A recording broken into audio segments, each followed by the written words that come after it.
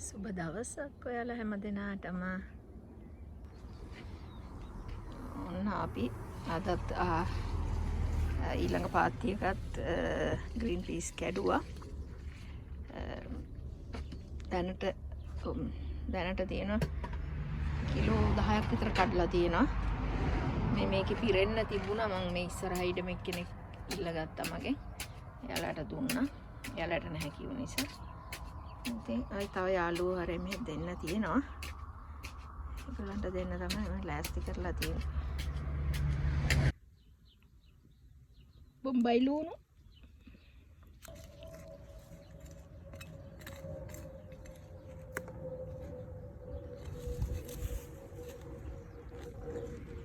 ඔන්න සමහර අය අහලා තිබුණා ලියවිතෝ දාන්නේ කොහොමද කියලා පැලවලට.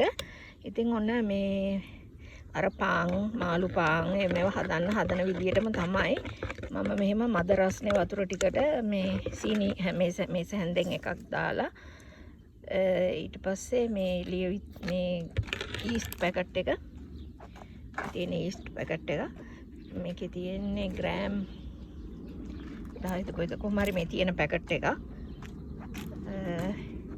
ඒක මේ මම බලලා කියන්නම් කීයද කියලා. මේ ඒක දාලා මෙහෙම කවලම් කරලා දැන් මේක විනාඩි 15ක් 20ක් විතර වහලා තියෙනවා.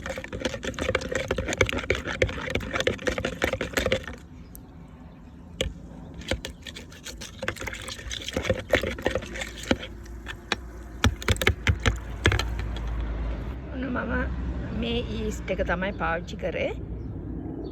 මේකේ තියෙන්නේ ග්‍රෑම් 10යි. 10 පැකට් 6ක් මේකේ තියෙනවා. 10ක් තියෙනවා. ඒකෙන් එකක් තමයි මේ වගේ ග්‍රෑම් 10 එක පැකට් එකක් තමයි මම පාවිච්චි කරේ.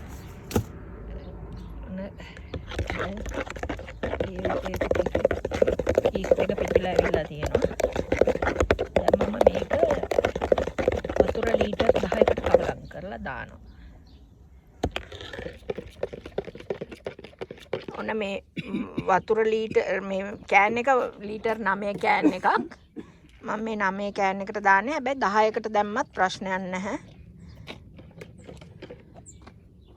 ඔන්න ඒකට කවලම් කරනවා අර ඊස්ට් එක. ඊට පස්සේ අපි කෝප්පෙත් පොඩ්ඩක් හොදලා දානවා. වතුර මදි නිසා පිරෙන්න අපි තව ටිකක් දානවා.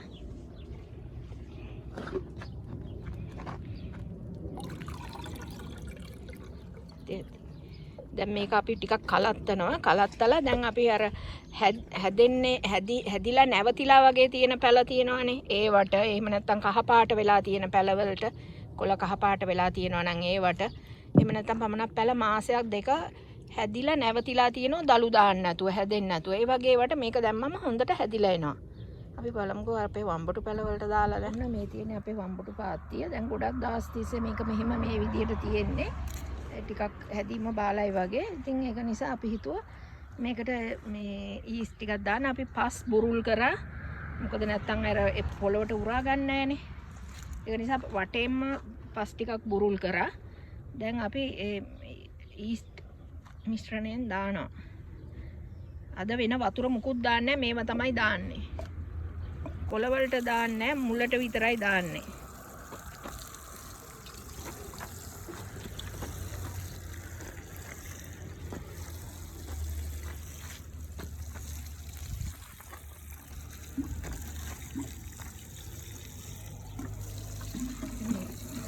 මෙතන මං ඉඳලා තියෙන්නේ දඹල වැල්. දඹල පැල 5ක් ඉඳුවා. එකක් සවුත්තුයි 4ක් තියෙනවා ලස්සනට හැදිලා. මං අද ඒවට ඊස්ට් ටිකක් දැම්මා. මොකද මේ හොඳට දිවිච්ච පැලයක් සවුත් වෙලා වගේ තියෙනවා මෙතන මේ පැලේ. ඒ නිසා දැම්මා. ඉතින් මේක දැන් මේ අර මූදු ගෙනියන පරණ කුඩයක්. අපි ලස්සනට මේක මේ විදියට ගැහුවා. මේ තියෙන්නේ මේ විදියට කුඩේට ඇද්දා මේ දැල් මේ කම්බි දැල් වගේ ඇදලා ලස්සනට අර අතනට යටට එතනට ඇමිනුවා අමනලා එහෙම ලස්සනට වටේටම ගැහුවා. දැන් මේක හැදුනම තමයි පේන්නේ.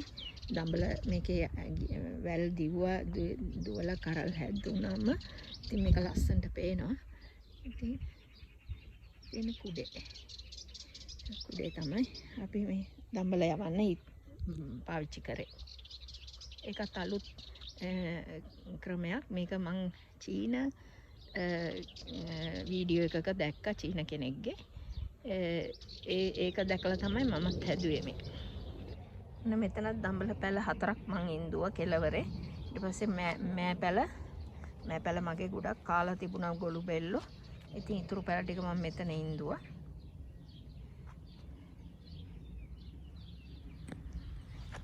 එතනම කෙලවරේ නිවිති පැල 4ක් ඉන්දුවා. මම ගෙදර යනකොට හවසට මේ කූඩ වලින් වහලා යන්නේ.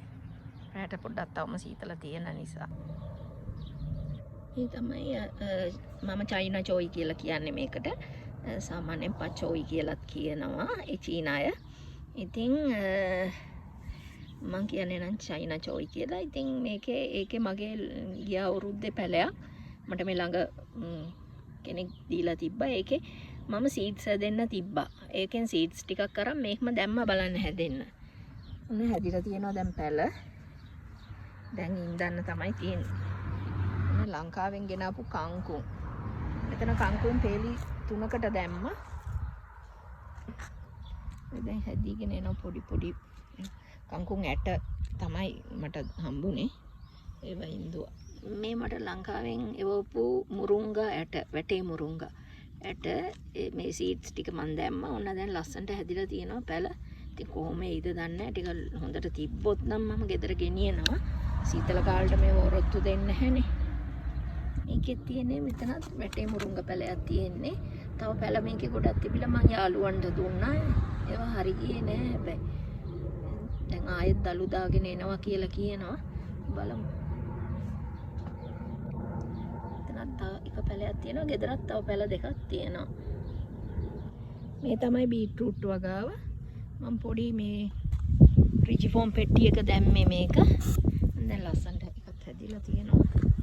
මම තව රිජිෆෝම් පෙට්ටියක දැම්මා මේ කංකුම්.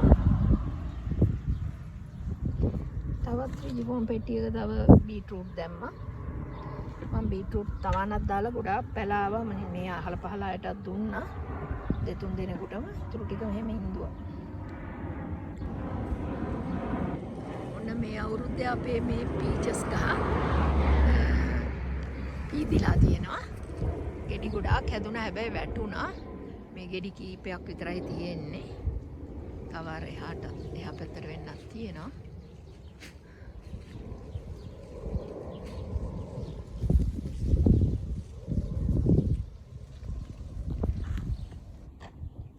තියෙන්නේ මේවත් එතනින් මං ගලවලා ඉඳපුවා සීඩ්ස් දාලා බලන්න ලස්සනට හැදිලා තියෙන හැටි. හරි ලස්සනයි. මේ ලතුග කියන සැලඩ් එක මේක හරි රසයි. ලස්සනට හැදිලා තියෙනවා. මම ඊයේ එක්කෙනෙකුට පැල 3ක් දුන්නා. මෙන්න මේ රතු තම්පල පැලේ තනියම හැදිලා තියෙන්නේ. මේ තක්කාලි පැලත් තනියම හැදිච්චා. ඉබේ හැදිලා. මෙතන මේ ඔක්කොම මේවා තනියම හැදිච්චා. මම මෙතන කුණු ගොඩක් අපේ තිබුණේ. ඉතින් අපි දැම්ම බණ්ඩක්කා. ඉතින් බණ්ඩක්කා. බණ්ඩක්ක පැල තියෙනවා 20ක් විතර. තනින් තන හොයාගන්න බෑ. මම කෝටු ගහලා තියෙන්නේ තැන් වලට.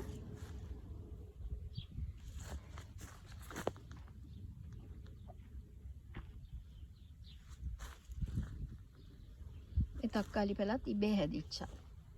අපි ඉඳලා නෙවෙයි. මෙතන කුණු ගොඩනේ.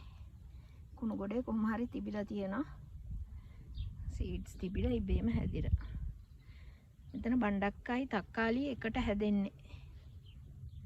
බලමුකෝ ඉතින් හැදුනම. නැවත වීඩියෝ එකකින් හමු වෙනතුරු ඔබ සැමට සුබ දවසක්.